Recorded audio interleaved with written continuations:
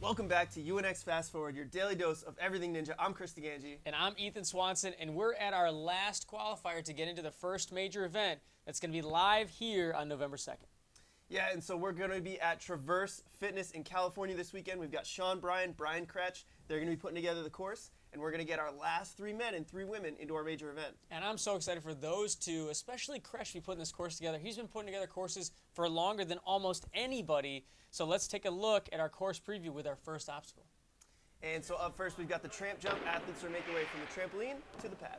And right into the wobble step, second obstacle. Steps they move a little bit, they wobble, and you got to get to the rope and then right into the next obstacle.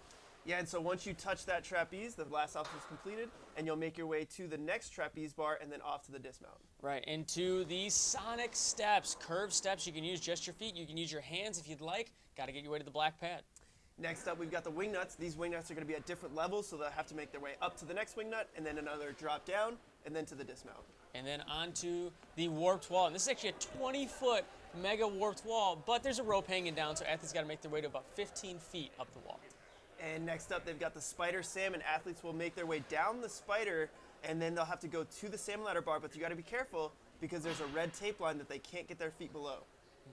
So transferring across to the other side of the salmon, then they go into the flywheels. I think this is going to be a really big step up in difficulty here because the first 3 flywheels don't have lips on them. They're flat edges, and they're offset, and they decline, and there's 4 of them. Yeah, this is going to be a really challenging obstacle, especially like you mentioned, no lip.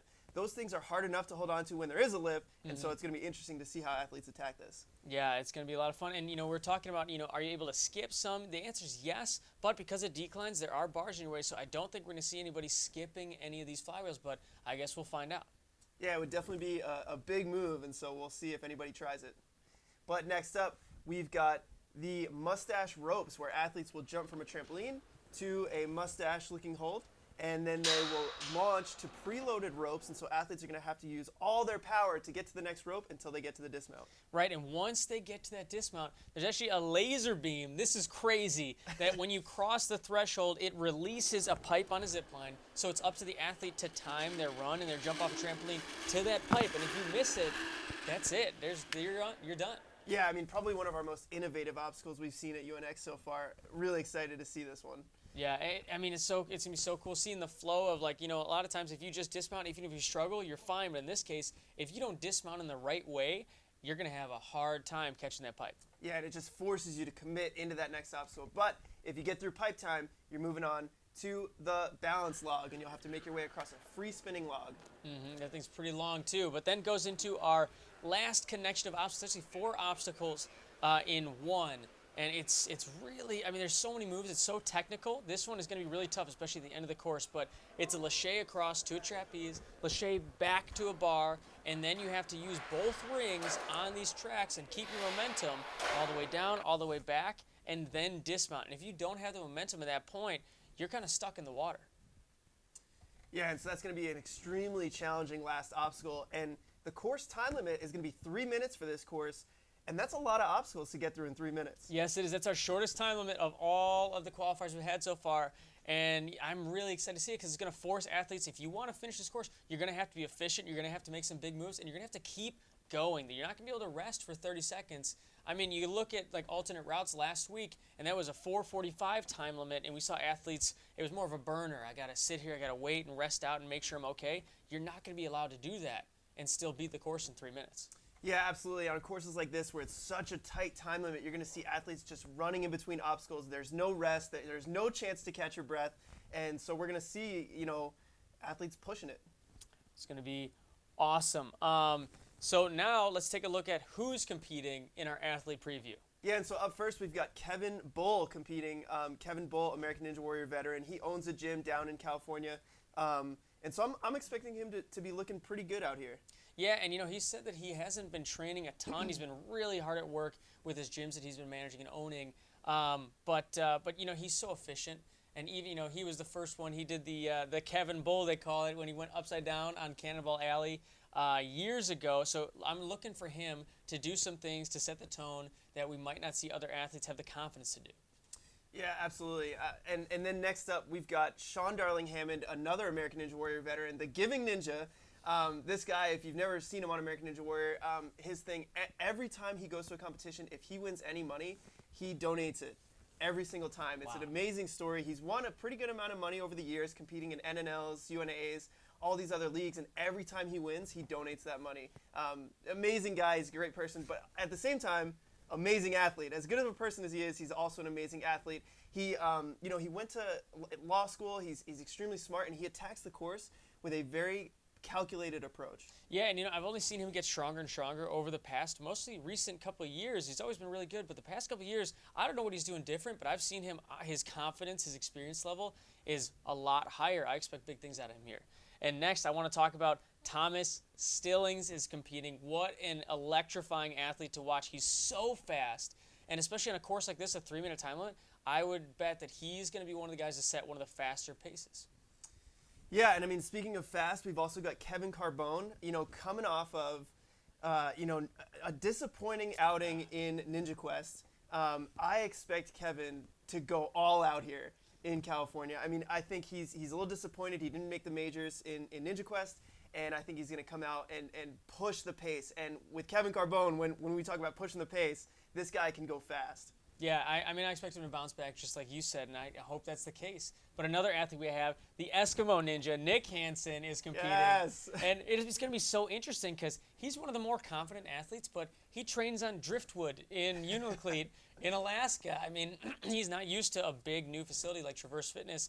It'll be interesting to see how he adjusts to this, especially when there's only 3 spots, having to match the pace of some of the other competitors who are used to this type of competition.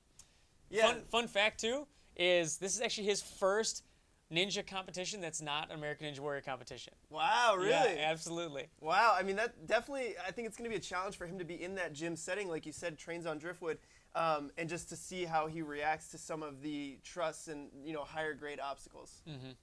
But then next up, we've got David Campbell. This guy, been in the game longer than anybody except for 3 other people who've all been in at the same amount of time. But David, the Ninja Godfather, as he's called, so many people look up to David as, the person who really started them off. A lot of people train in his backyard. This guy has so much experience. He's done this so many times. I expect him to come out and put on a very good performance. Well, he's so analytical. He's so good at looking at a course and knowing exactly what needs to be done. And you're right, he's been doing it for so long. That level of experience is unmatched in Ninja. Yeah, absolutely. I mean, he's the Godfather, Yeah. But another athlete, kind of the flip side, a little bit newer to the scene, Kyle Soderman. And I say newer to the scene, he's been doing it for years, but I mean, you compare anybody to David Campbell and they're newer to the scene. But he's already qualified for the major, and so he's out here competing. I still expect him to be one of the podium finishers, to be honest. But, and in addition to that, no nerves. I'm already qualified. Yeah, and that's really the advantage when you've already qualified. You come out to the competition, you don't have those nerves, you don't have the pressure of trying to get I got to get into that major spot, I got to make sure I qualify.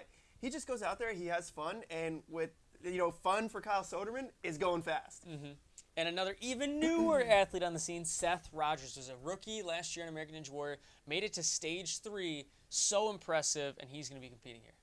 Yeah, Seth Rogers, stage 3 competitor, unbelievable athlete. He's young, but he has the experience on a very big stage, and he performed very well, and so definitely looking for him to do pretty well. And then next up, we've got Lucas Gomez, one of the Brazzi Bros. One of the Brazzi Bros! Brazzi Bros! Yeah, I mean, Lucas is a special athlete. He's been on American Ninja Warrior many years, and he's been training more and more. I know he's in Florida, and there are a couple new gyms popping up out there. I feel like his training's been elevated because of that recently, so excited to see how he performs. And he just had a baby. Just had a baby. Talk about a life change. Maybe the training hasn't been as great. Little baby Gomez, I'm sure that's prepared him to be adaptable to new situations. So, congratulations, Lucas, by the way.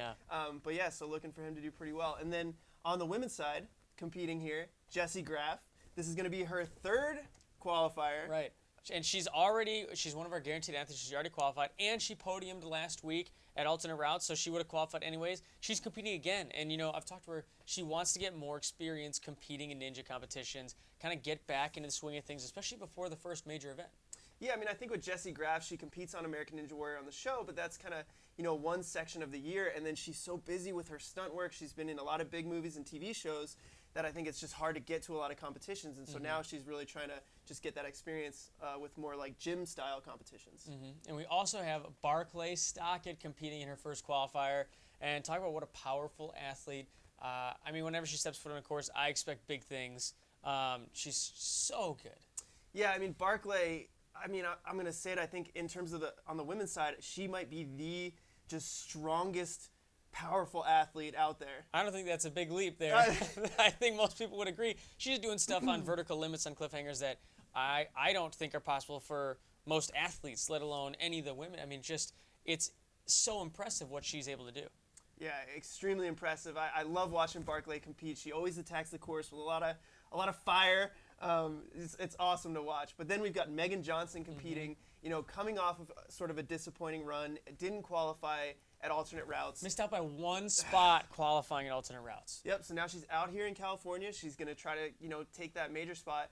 And I think she's going to do pretty well. Yeah, I mean, she's one of the top athletes. I would expect her to qualify out here, especially after having one UNX qualifier under her belt.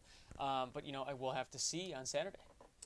Yeah, so we're going to be looking at all this action on Saturday. You guys can come back.